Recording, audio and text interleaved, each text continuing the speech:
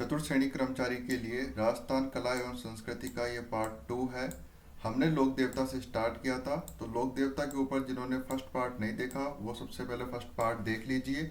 और ये राजस्थान की सरकारी सभी भर्तियों के लिए ज़रूरी है। तो अगर आप राजस्थान की कोई सी भी भर्ती के लिए तैयारी कर रहे हैं, आर्ट एंड कल्चर राजस्थान कला एवं संस्कृति की, तो आप ये प्लेलिस्ट और ये सारी क्लासेस देख सकते हैं।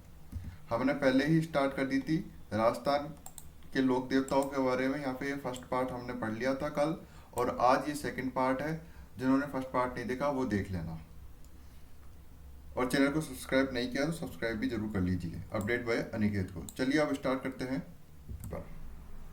तेजा जी भी देवता ही हैं, लेकिन लोक देवताओं में नहीं पूजे जाते हैं।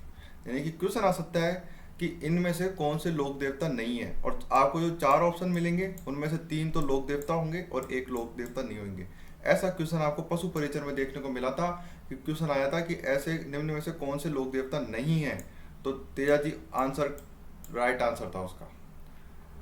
तो चलिए तेजा जी पे बात करते हैं। जन्म इनका कहाँ हुआ? इनका जन्म विक्रम संवत 1130 ईस्वी में माघ शुक्ल चतुर्दशी को हुआ। और कहाँ पर हुआ? नागौर में। नागौर में अगर ऑप्शन नहीं हो नागौर तो खड़नाल होगा, तो खड़नाल के अंदर इनका जन्म हुआ। और पिता इनके ताहड़ जी, माता राजकवरी, पत्नी पेमल दे।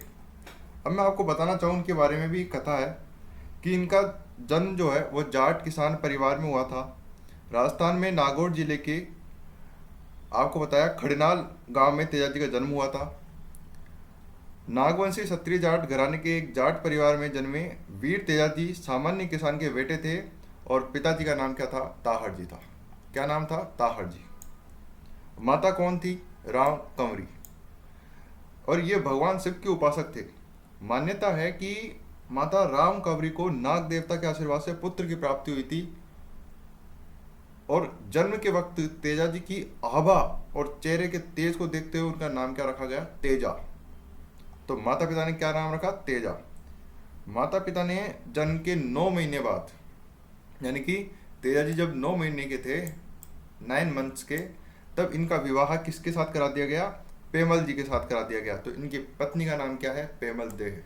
तो उस वक्त पेमल दे कितने महीने की थी? 6 महीने की थी। और अजमेर जिले के पुष्कर में करवाया था। अब आगे बात करूं तो इनकी पत्नी पनेर अजमेर के रामचंद्र की पुत्री थी। वीर तेजा जी का जन्म जाट वंश में हुआ।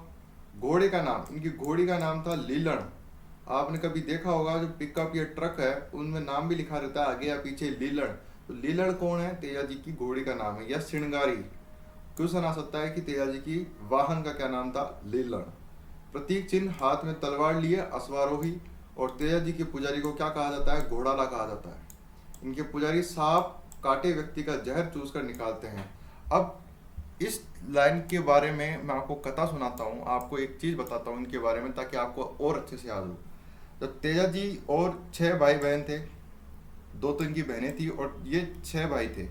सबसे छोटे छोटे तेजा जी थे, मतलब छठे नंबर के कौन थे? तेजा जी थे। इनसे बड़े 5 भाई थे। पांचों भाइयों की शादी हो रखी थी और घर में उनकी सबकी पत्नियां थी। तेजा जी कुछ नहीं करते थे। तेजा जी सिर्फ और सिर्फ खाते थे और आराम करते थे। कभी कोई भाभी खिला देती, कभी दूसरी भाभी, कभी तीसरी, कभी चौथी, कभी 5वीं, कोई ना कोई इनका ध्यान रखती थी खाने पीने का। एक दिन ये पांचों भाई और इनके पिताजी किसी काम से घर से बाहर निकल गए, और इनकी माताजी ने तेजा जी को कहा कि जाओ खेत में हल जोत के आओ। तब तेजा जी ने हल जोतने गए, और पहले के ज़माने में ट्रैक्टर तो होते थे नहीं, बैलगाड़ियाँ ही होती थी। तो सुबह सुबह निकलना पड़ता था और शाम तक हल जोत के आना पड़ता था। अब सुबह सुबह जल्दी जल्दी गए, इनको खाने को कुछ मिला नहीं, ना ही घर से कोई बुलाया खाने के लिए। लेकिन एक ना एक औरत इनके पास आई और कहा कि खाना खा लीजिए। जब इनको गुस्सा आया और इन्होंने खूब नाटक किए, खूब गुस्सा किए, तो उस औरत ने, यानी उनकी किसी न किसी भाभी ने इनको गुस्से में कहा कि अपनी पत्नी से ही मांग ले। जब ये इन्होंने ये सुना तो फिर इन्होंने जिद ही कर ली कि अब तो विवाह करके ही आऊँगा। यानी कि जब बाल विवाह हो गया था बचपन में ही, लेकिन घर पे नहीं आए थे वो, तो वो वापस से गए अपने ससुराल और अपनी पत्नी पेमल दी को वापस लाना चाहा। अब जब पत्नी पेमल दे को लेने जा रहे थे, तब जब पेमल दे को लेने गए तो पेमल दे की सहेली लाखा गुजरी, उनसे वार्तालाप हुआ और लाखा गुजरी रो रही थी, चिल्ला रही थी। जब उनसे पूछा गया कि लाखा गुजरी से कि रो क्यों रही है, तब पता लगा कि लाखा गुजरी को, यानी लाखा गुजरी की गायों को मेर मीणाओं से, मेर मीणाएं जो है वो ले गए चुरा कर। तो उस समय तेजाजी ने क्या किया, लाखा गुजरी की गायों को मेर मीणाओं से मंडावरिया युद्ध में मुक्त कराया। तो एक आपको हमेशा याद रखना है कि तेजाजी जो थे वो गायों को मुक्त कराए थे। किसकी गायों को मुक्त कराए थे? लाखा गुजरी की गायों को। किससे मुक्त कराए थे? मेर मीणाओं से युद्ध करके गायों को छुड़ाया था। तो इसीलिए इनको गायों का मुक्तिदाता भी कहते हैं, गाय रक्षक देवता भी बोलते हैं और धोलिया वीर भी कहते हैं। आगे मैं आपको बताना चाहूँ, जब इन्होंने गायों को छुड़ा लाए तो लाखा गुजरी ने कहा कि एक बछड़ा एक बछड़ी तो मेर मीणाओं के पास ही रह गया, इससे बढ़िया तो आप गायों को लाते ही नहीं, बिना माओ के बिना बच्चों के कैसे रहेगी ये गाय। तब उन्होंने वादा किया कि मैं बछड़े या बछड़ी को वापस लाऊंगा युद्ध करने के लिए। वापस गए वो, कहाँ पर? मंडावरिया। लेकिन बीच में ही एक झोपड़ी जल रही थी और वहां पे एक अधमरा सा सांप था जो कि जल नहीं हो रहा था, और तेजाजी ने उस सांप को बचाने के लिए उस आग में से सांप को निकाल दिया। लेकिन सांप ने कहा कि मैं तुझे काटूंगा, मैं तुझे डसूंगा। तेजाजी ने कहा कि आप मुझे निश्चित ही डस लेना, लेकिन अभी मैंने किसी और से वादा कर रखा है, किसी और से वादा करके आया हूँ, वो वादा पूरा कर लूंगा तो मैं आपके पास निश्चित ही आऊंगा और तब आप मुझे काट लेना और डस लेना। तो ये चीज है कि वो वापस उधर गए, बछड़े को छुड़ाया, बछड़ा दे के आए और वापस जो सांप के पास आए, उस सांप का नाम था बासक सांप। तो सेंदरिया ब्यावर में एक जगह पड़ती है, वहां पर सांप ने काटा और मृत्यु कहाँ हुई? सुरसुरा में हुई। आगे पढ़ते हैं, देखिए मैंने आपको पूरी कहानी बताई है। अब इसी आधार पर मैंने यहाँ पे जो चीजें लिख रखी है वो बताता हूँ। तो तेजाजी को नागों के देवता भी बोलते हैं। क्यों बोलते हैं? क्योंकि नाग जो उनसे वादा किया था नाग से, सांप से, वो पूरा किया। गोरक्षक बोलते हैं। क्यों बोलते हैं? क्योंकि लाखा गुजरी की गायों को मेर मीणाओं से छुड़ाया था। कृषि कार्यों के उपकारक बोलते हैं। काला वाला के देवता आदि नामों से इनको जाना जाता है। भाद्रपद शुक्ल दशमी को तेजा दशमी मनाई जाती है, यानी कि इनके जन्म के दिन ही तेजा दशमी मनाई जाती है और इसी दिन मेला बढ़ता है। इनके कार्य क्षेत्र हाड़ौती क्षेत्र में रहा। तेजाजी अजमेर, ये अजमेर है, ठीक है, अजमेर में नागौर के प्रसिद्ध देवता है, यानी कि यहाँ पर ज्यादातर तेजाजी को पूजा जाता है। वैसे तो पूरे राजस्थान में ही तेजाजी का मंदिर है, तेजाजी को पूजा जाता है। तेजाजी को गाय मुक्तिदाता कहते हैं। क्यों कहते हैं? मैंने आपको पूरी कहानी सुना दी है। लाखा गुजरी कौन थी? लाखा गुजरी जो तेजाजी की पत्नी है पेमल दे, उन्हीं की सहेली थी। तेजाजी के निधन का समाचार किसने दिया घर पर? उनकी घोड़ी लीलन द्वारा पहुंचाया गया था। पर्वतसर नागौर में भाद्रपद शुक्ल दशमी को उनका मेला बढ़ता है। इनके मेले से राज्य सरकार की सबसे अधिक आय होती है। और लाखा या लाछा गुजरी की गायों के MR के मीणा से छुड़ाने के लिए संघर्ष किया तथा वीर गति को प्राप्त हो गए। यह लाइन अच्छे से याद रखनी है आपको, किसकी गायों को छुड़ाया और कहाँ से छुड़ाया? मीणाओं से छुड़ाया, ठीक है। अब मैं आपको एक चीज बताऊं, तो मैं ये बताना चाहता हूँ कि जो सांप को दिया वचन निभाया था, वो किस तरह से निभाया था कि तेजाजी के मन वचन में सत्य की भावना छाई हुई थी। समाज सेवा में परपीड़ा, जीव दया और नारी की रक्षा के लिए तेजाजी ने कभी भी अपने प्राणों की परवाह नहीं की थी। लाखा गुजरी की गायों को बचाने के लिए मीणाओं से लोहा लिया, यानी कि उनसे युद्ध किया, और गायों की रक्षा के लिए जाते वक्त आग में जल रहे सर्प को बचाया। तो जोड़े से बिछुड़ जाने के कारण सांप क्रोधित हो गया था और तेजाजी को डसने लगा।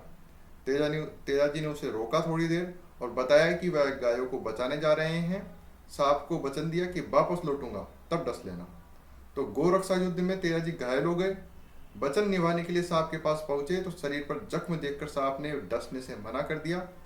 लेकिन तेजाजी ने वचन पूरा करने के लिए अपनी जीभ निकाल कर कहा कि यहाँ घाव नहीं है।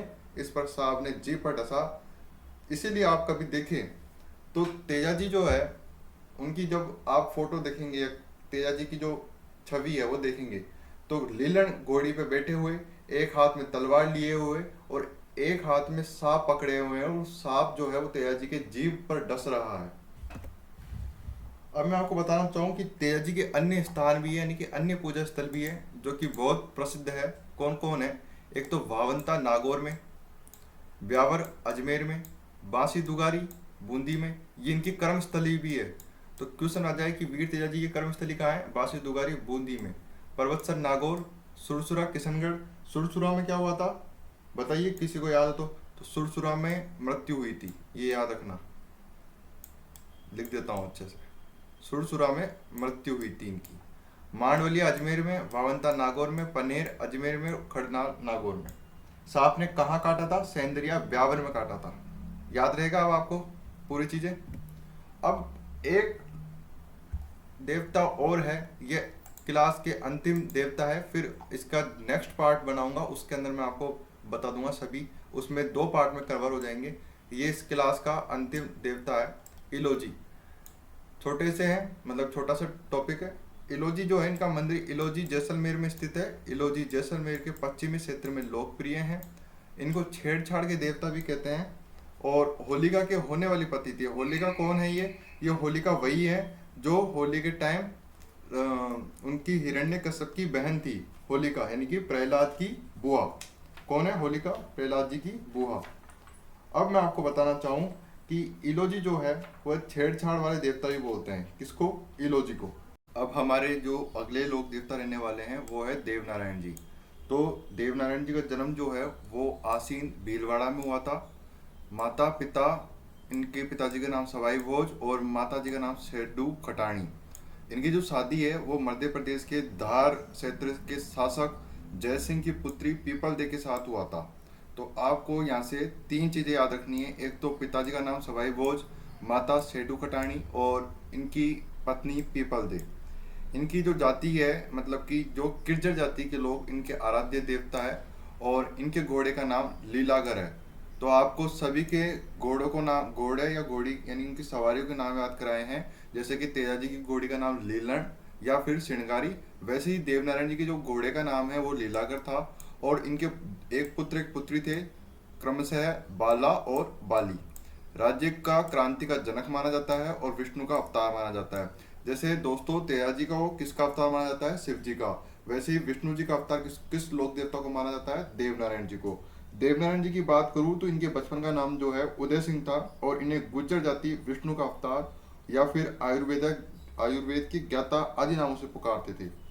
ये एक मात्र लोक देवता है जिनके भारतीय डाक विभाग द्वारा 1992 को 5 रुपए का डाक टिकट जारी किया गया था। और इनका मुख्य मंदिर जो है खारी नदी के किनारे आसीन भीलवाड़ा में है, यानी कि आसीन के अंदर ही इनका जन्म हुआ और वहीं पर ही इनका मेला है और मंदिर भी है। ऐसे एकमात्र लोक देवता जिनकी मूर्तियों की पूजा नहीं की जाती बल्कि एक बड़ी ईंट की पूजा की जाती है और नीम की पत्तियों से करी जाती है। भक्तजन जो है छाछ राबड़ी का प्रसाद चढ़ाते हैं। और दूसरा मंदिर जो है देवधाम जोधपुरिया में है।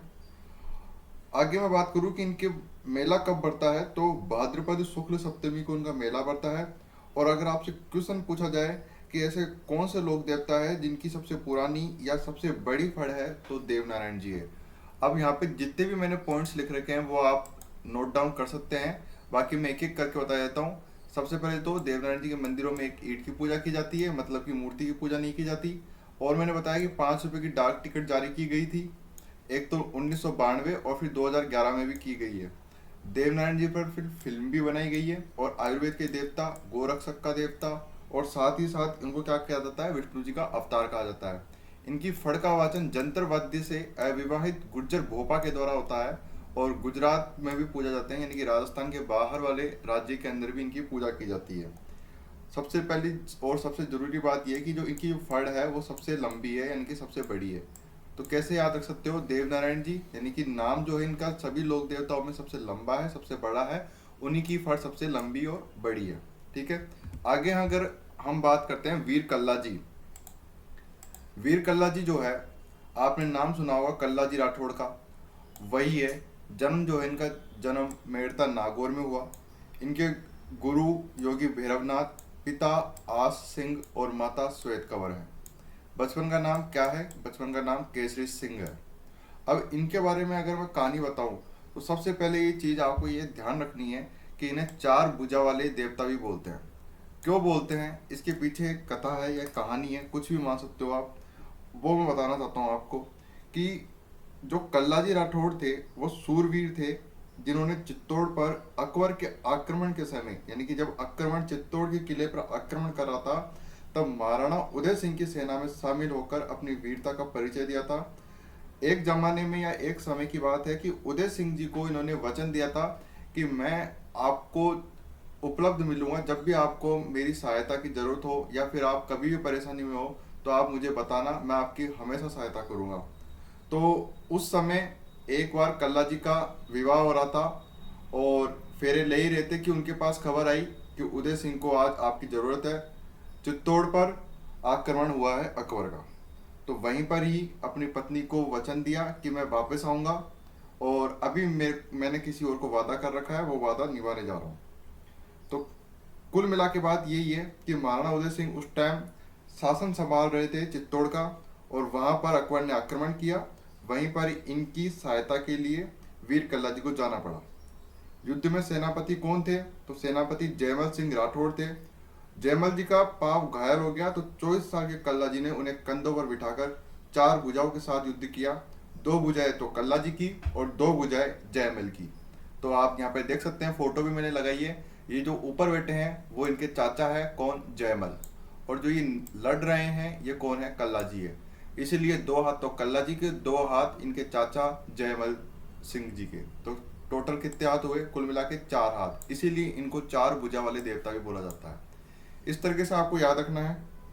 आगे बात करूं मैं कि जयमल जो है वो जब लड़ रहे थे तो कल्ला जी लड़े और उनका सिर कट गया, लेकिन लोक मान्यता है कि उनका संबंध काफ़ी समय तक, यानी कि बिना सिर वाला दड़ काफ़ी समय तक लड़ता रहा और वे करीब 180 मील रणेला पहुंचे जहां पर उनकी शादी हो रही थी। आगे मैं बताना चाहता हूँ कि जब उनकी शादी हो रही थी, इस बीच युद्ध के नगाड़े बज गए थे और उसी समय अपनी नववधु कृष्णा कवरी चौहान को वचन देकर युद्ध में चले गए कि युद्ध में चाहे जो भी हो लेकिन मैं मिलने जरूर आऊँगा। कहते हैं कि कल्ला जी का जो बिना शीश वाला धड़ है वो चित्तौड़ से चलकर सलुम्बर के पास रणेला आया जहाँ पर उनका विवाह हो रहा था और पत्नी के पास आकर शांत हो गया। आखिर अपनी पति के इस गर्विले बलिदान से गौरवान्वित होकर कृष्णा कवरी जो चौहान जो थी वो चिता में बैठ गई और उनका सौंदर्य पति के शौर्य में विलीन हो गया। तो इस तरीके से कल्ला जी ने अपना वचन निभाया था दोनों से, एक तो राजा से जो कि उनको वचन दिया था कि जब भी आपको जरूरत पड़े, और एक अपनी पत्नी से। और क्या कहा जाता है इनको, शेषनाग का अवतार कहा जाता है, दो सिर वाले देवता, कल्याण, बाल ब्रह्मचारी आदि नामों से जाना जाता है। मीराबाई इनकी बुआ थी, तो आपको ये याद रखना कि मीराबाई का क्या संबंध है इनसे, इनकी बुआ थी। और जयमल जो थे इनके चाचा थे। मीराबाई इनकी बुआ थी, जयमल क्या थे, इनके चाचा जी थे। 1567 ईस्वी में चित्तौड़ के तृतीय साखे के दौरान अकबर से युद्ध करते हुए वीर गति को प्राप्त हो गए थे। तो ये भी याद रखना है कि इनकी वीर गति या इनकी मृत्यु कब हुई थी, चित्तौड़ के थर्ड साका जो हुआ था उसमें। अब ये साका क्या होता है, ये मैंने आपको पहले वाले पार्ट के अंदर ही बता रखा है, एक बार फिर से बता देता हूँ कि साका दो शब्दों से मिलकर बना है, एक होता है केसरिया और एक होता है जोहर। जब ये स्थिति आ जाए कि राजा को पता लग जाए या शासन जो संभाल रहा है उसको पता लग जाए कि हम इस युद्ध में जीत नहीं सकते हैं, तब वह अपने केसरिया कपड़े पहन के युद्ध करने निकलते हैं, कौन, राजा लोग। और जो औरतें होती है वो घर पे ही या महल में रहकर ही जोहर करती है, ताकि जो सामने वाला विरोधी है वो उनको छू भी नहीं पाए। तो उन दो शब्दों से मिलकर बना है साका। यानी कि इसके अंदर क्या क्या हुआ, इसके अंदर कल्ला जी वीर गति को प्राप्त हुए और जितनी भी महिलाएं थी महल के अंदर उन्होंने जोहर किया। इनका योगाभ्यास और जड़ी बूटियों का ज्ञान था और इनकी छतरी जो है चित्तौड़ दुर्ग में बनी हुई है। सावलिया, डूंगरपुर तथा भैरवपोल चित्तौड़ में इनका मंदिर बना हुआ है, जहाँ पर कुत्ता, सांप, बिच्छू, भूत प्रेत का इलाज भी किया जाता है। तो ऐसे कौन से लोग देवता है जिनसे भूत प्रेतों का इलाज किया जाता है, वो है कल्ला जी राठौड़। इनकी कुलदेवी नागनेची माता थी और इनकी मुख्य पीठ रणेला में ही है, चित्तौड़ में। इनकी पत्नी का ध्यान रखना है नाम आपको, ठीक है। आगे चलते हैं। मामादेव। मामादेव वो देवता होते हैं जिनको बरसात का देवता भी कहा जाता है। या फिर इस तरीके से याद रखो कि मामादेव वो देवता हैं जिनको प्रसन्न करने के लिए भैंसे की बलि दी जाती है। तो सबसे पहले पढ़ते हैं अपन, इनका मंदिर सीकर में है, श्यालोदड़ा। इनको बरसात का देवता कहा जाता है, जैसे कि मैंने बताया आपको।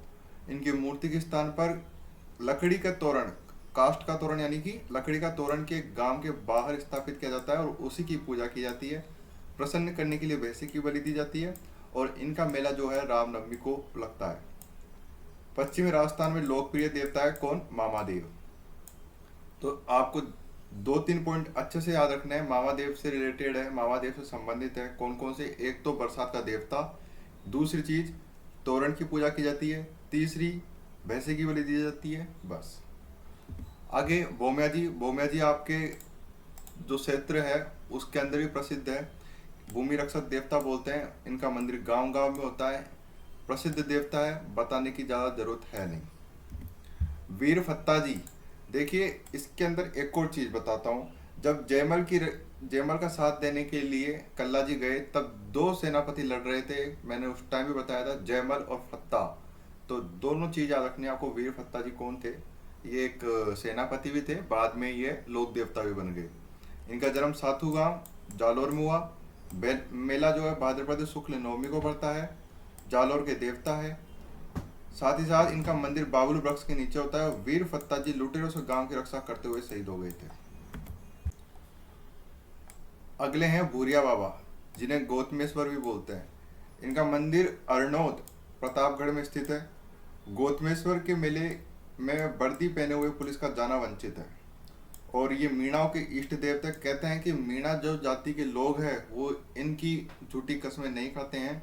मीणा जाति के लोगों के द्वारा गौतमेश्वर के मेले में सूखड़ी नदी में अपनी पूर्वजों की अस्थियां जो है वो प्रवाहित होती है। तो आपको ये चीज़ें याद रखनी है। दूसरी चीज़ ये है कि इनका मंदिर राजस्थान के गोड़वाड़ क्षेत्र के अंदर अरावली पर्वत श्रृंखलाओं के मध्य स्थित है, जो कि अरावली पर्वत अपने राजस्थान को 2 भागों में बांटती है, या अपने राजस्थान में अरावली पर्वत की माला है। मीणा लोग इनकी कभी भी झूठी कसम नहीं खाते हैं और शौर्य के प्रतीक माने जाते हैं कौन?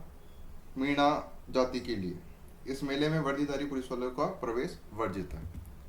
मल्लीनाथ जी बहुत ही प्रसिद्ध देवता है और इनके बारे में भी एक कहानी है, अच्छे से सुनिएगा। सबसे पहले तो हम इनके माता पिता और गुरु के बारे में बात कर लेते हैं। पिता का नाम रावल सलखा, माता का नाम जीणा और गुरु का नाम उगमसी भाटी। इनका जन्म जो है तिलवाड़ा में हुआ था, यानी कि बाड़मेर में एक जगह है तिलवाड़ा गांव, वहां पर हुआ, राठौड़ वंश के अंदर। अब इनके बारे में बताना चाहूँ तो मल्लीनाथ जी क्या है? मल्लीनाथ जी एक जगह के राजा थे। पहले एक जगह के तो क्या मारवाड़ के ही थे। तो मारवाड़ के जब राजा थे, इनकी पत्नी थी रूपादे। क्या नाम था पत्नी का? नाम रूपादे। जब पत्नी को इन्होंने वादा किया कि ऐसा कोई भी कार्य नहीं करूंगा या ऐसी कोई भी बात नहीं छुपाऊंगा तुमसे, लेकिन जब कार्य करते करते प्रशासन में रहते रहते कोई ना कोई बात ऐसी हो ही जाती है कि वो छुपानी पड़ती है या फिर हम भूल जाते हैं। तो ऐसी ही कोई बात रही होगी। मल्लीनाथ जी अपनी पत्नी से कोई बात छुपा लिए या फिर बात नहीं बता पाए। जब एक समय आया कि मल्लीनाथ जी की पत्नी रूपादे को वह बात पता लगी और वो मल्लीनाथ जी से रूठ गई और नाराज हो गई। कहते हैं कि मल्लीनाथ जी से नाराज होने के बाद आंसू बहाते हुए वो निकल पड़ी और जब जा रही थी, जब मल्लीनाथ जी को पता लगा तो उनसे ये कहा गया कि आपने ये बात छुपाई है। इसीलिए आज भी बाड़मेर के अंदर जो बालोतरा जगह की एक बालोतरा गांव है, उससे पहले लूणी नदी जो है, लूणी नदी मीठी है और बालोतरा के बाद लूणी नदी खारी है। और वो खारी किस कारण से है? इनकी पत्नी के आंसुओं के कारण से है। तो आपको ये 2 चीजें ध्यान रखनी है। क्या? कि इनकी पत्नी का नाम क्या है? रूपादे। हाईलाइट कर देता हूं मैं आपके लिए। इनकी पत्नी का नाम रूपादे है और रूपादे का मंदिर जो है मालाजाल गांव बाड़मेर में बना हुआ है। तो मल्लीनाथ जी का आपको ये चीज याद रहनी चाहिए। दूसरी चीज कि इनका मेला जो है चैत्र कृष्ण एकादशी से चैत्र शुक्ल एकादशी तक लूणी नदी 2 चीजें से याद रखनी है। एक तो मैंने आपको एक कहानी बताई इनके बारे में, और एक लूणी नदी के किनारे तिलवाड़ा नामक स्थान पर पड़ता है। क्यों भरता है वो उसके पीछे कारण बता ही दिया। राजस्थान का सबसे प्राचीन पशु मेला है कौन सा? यही मल्लीनाथ जी का मेला। बाड़मेर का गुड़ा मलानी या मालानी क्षेत्र किन के नाम पर पड़ा? मल्लीनाथ जी के कारण पड़ा। यानी कि मल्लीनाथ जी के नाम पर ही बाड़मेर को मालानी क्षेत्र के नाम से भी जाना जाता है, और इन्हीं के क्षेत्र के नाम पर, इन्हीं के नाम पर घोड़े भी प्रसिद्ध है। इतनी बात आपको समझ में आ गई मल्लीनाथ जी के बारे में? सब कुछ क्लियर कर दिया मैंने। और यहाँ इनका मंदिर बना हुआ है कहाँ पर? तिलवाड़ा क्षेत्र में, लूणी नदी के किनारे। इन्होंने क्या किया, ऐसा क्या कार्य किया था? निजामुद्दीन की सेना को पराजित किया था। और कुंडा पंथ के जो लोग हैं वो मल्लीनाथ जी को मानते हैं। मल्लीनाथ जी मारवाड़ क्षेत्र के पहले शासक थे, बाद में ये देवता बन गए, मतलब कि इसी कारण से, रूपादे के प्रभाव में आकर के। मल्लीनाथ जी की तरह ही एक और देवता है तल्लीनाथ जी। तो मल्लीनाथ जी और तल्लीनाथ जी में कंफ्यूज नहीं होना है आपको। जन्म इनका शेरगढ़ जोधपुर में हुआ। पिता वीरमदेव, गुरु जालंधर नाथ, और इनका जो भाई है रावचूड़ा है। कौन है? रावचूड़ा। तो एक और चीज याद रखनी है कि रावचूड़ा के भाई तल्लीनाथ जी है। जब तल्लीनाथ जी शासन संभाल रहे थे तो ये तल्लीनाथ जी के ही भतीजे हैं। कौन? रावचूड़ा। इनको प्रकृति प्रेमी लोक देवता भी कहा जाता है। पंचमुखी पहाड़ पांचोटा जालोर के पास, इस पहाड़ पर घुड़सवार के रूप में बाबा तल्लीनाथ जी की मूर्ति स्थापित है। और आपको बता ही दिया जालोर क्षेत्र के लोक देवता है। एकमात्र लोक देवता है जिन्होंने वृक्ष काटने पर रोक लगाई थी। इस चीज को इंपॉर्टेंट मार्क रखना कि क्वेश्चन आ सकता है, प्रश्न आ सकता है आपके परीक्षा के अंदर, कि राजस्थान के एकमात्र कौन से लोक देवता है जिन्होंने वृक्ष काटने पर रोक लगाई थी? वो है तल्लीनाथ जी। अभी कोई 2-4 और बच गए हैं देवता। बाकी 5 लोक देवता मैंने आपको पढ़ाई दिए फर्स्ट पार्ट के अंदर। वीर वापसी, इनका मेला चैत्र शुक्ल पंचमी को पड़ता है और गोड़वाड़ी क्षेत्र के आराध्य देवता है। इतनी सी बातें ध्यान रखनी है, कभी भी प्रश्न में पूछा जा सकता है। अभी तक तो पूछा नहीं गया। आलम जी, इनका मेला भाद्रपद शुक्ल द्वितीया को पड़ता है और इनका मंदिर जो है मालानी में ही है, बाड़मेर के अंदर, आलम जी का। रूपानाथ जी, ये इंपॉर्टेंट है। ये इंपॉर्टेंट क्यों जाते हैं वो बताता हूँ। रूपानाथ जी जो है वो पाबू जी के भाई, बूडो के भाई के पुत्र थे। यानी कि एक तरीके से हम ये कह सकते हैं कि पाबू जी से ही संबंधित है। पिता इनके बूडो और माता केसर कंवर। अब जब मैं आपको पाबू जी के बारे में पढ़ा रहा था तब मैंने बताया था कि पाबू जी की मौत का बदला उनके भतीजे रूपानाथ ने लिया। और रूपानाथ जी कौन थे? वो ये रूपानाथ जी। इन्होंने जींदराव खींची का वध करके अपने चाचा पाबू जी की मौत का बदला लिया था। यानी कि इनके पाबू जी और रूपनाथ जी में क्या संबंध है? चाचा भतीजा है। जींदराव खींची ने ही पाबू जी को मौत की घाट उतारा था, यानी कि मृत्यु आई थी जींदराव खींची से। रूपनाथ जी ने क्या किया था? जींदराव खींची का वध किया था। इस तरह से याद रखना है। तो राजस्थान के 5 लोक देवता कौन कौन से हैं? अब ये चीज आपके यहाँ पे समाप्ति को आने को है। राजस्थान के 5 लोक देवता हमने पढ़ा, रामदेव जी, गोगा जी, पाबू जी, मेहा जी और हड़बू जी। इनके बारे में आपको अच्छे से याद रखना है, क्या क्या चीजें इनके बारे में, इनके माता पिता गुरु और पत्नी के बारे में, साथ ही साथ इनकी सवारी थी यानी कि घोड़ियाँ थी, उनके बारे में याद रखना है। इनके गुरु का नाम याद रखना है। इनका मेला कहाँ कहाँ पड़ता है और कौन कौन सी तिथि को पड़ता है ये याद रखना है। साथ ही साथ किसकी फट सबसे लोकप्रिय है? पाबू जी की। किसकी फट सबसे ज़्यादा लंबी है या सबसे बड़ी है? वो देवनारायण जी की। इस तरीके से आपके प्रश्न बन सकते हैं और इसी तरीके से आपको याद रखना है। ठीक है। यहाँ पे जो है राजस्थान में सबसे छोटी फट ये देवनारायण जी, गलत है यहाँ पे, इसको गलत मार्क करना। लेकिन सबसे लंबी फट जो है वो देवनारायण जी की है। आगे बात करें पनराज जी के बारे में, तो पनराज जी का जन्म नगा गांव जैसलमेर, इनका मंदिर पनराजसर जैसलमेर के अंदर हुआ और जैसलमेर के ही आराध्य देवता है। बाकी आपको प्रश्न एक और चीज है कि जैसलमेर के अंदर और किसको पूजा जाता है? रामदेव जी को। कहाँ पर? रूणीचा गांव में, इसीलिए उनको रूणीचा धणी भी कहते हैं। हम पनराज जी के बारे में पढ़ रहे हैं। तो मेला इनका भाद्रपद शुक्ल दशमी और माघ शुक्ल दशमी, यानी कि 2 बार इनका मेला बढ़ता है पनराजसर गांव के अंदर। जैसलमेर क्षेत्र के गोरक्षक देवता भी कहा जाता है। मुस्लिमों से ब्राह्मणों की गायों की रक्षा की थी, इसलिए इनको पूजा जाता है जैसलमेर के अंदर। जुंझार जी देख लीजिए। जुंझार जो है, इनका जन्म इमलोहा, नीमका थाना सीकर की तरफ हुआ। जन्म इनका मंदिर सीकर में ही है और खेजड़ी वृक्ष के नीचे इनके मंदिर है। चैत्र शुक्ल नवमी यानी कि रामनवमी को इनका मेला बढ़ता है। तो इस तरीके से आपके सभी, मैंने आपको लोक देवता पढ़ाए, कितने 5 लोक देवता है, तो 5 लोक देवता पढ़ाए। बाकी और भी देवता है जैसे कि तेजा जी, ठीक है, और भी जितने भी है वो आपको मैंने पढ़ाए, उनके बारे में बताया। दोबारा कह रहा हूँ, उनके जन्म, उनकी तिथि, उनका मेला, उनकी माता पिता गुरु और पत्नी का नाम एटलीस्ट याद करके जाना पेपर में। सभी राजस्थान की जितने भी परीक्षाएं होती है, चतुर्थ श्रेणी कर्मचारी ही नहीं, बाकी आपके पटवारी, राजस्थान कांस्टेबल, कंप्यूटर अनुदेशक, CET, video, village development officer, जितने भी आपकी परीक्षाएं होती है राजस्थान से संबंधित जितने भी, उसके अंदर ये आपके लिए आर्ट एंड कल्चर की मैंने वीडियो पूरी क्लासेज प्लेलिस्ट के अनुसार लगा रखी है, वो आप जरूर देखना। और कमेंट में एक चीज़ जरूर लिखना कि ये क्लास कैसे लगी, और इस क्लास को लाइक करना है, एक दोस्त या किसी भी व्यक्ति के साथ शेयर करना है, और कमेंट तो आपको जरूर करना है ये बताने के लिए कि ये क्लास कैसे लगी। नेक्स्ट टॉपिक आपको किस विषय में चाहिए, किस टॉपिक में आपको लिए वीडियो बनाया जाए, ये भी आप बता सकते हैं।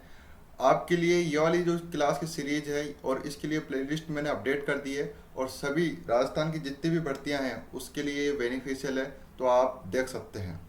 मिलते हैं एक और नई वीडियो के साथ, तब तक जय हिंद।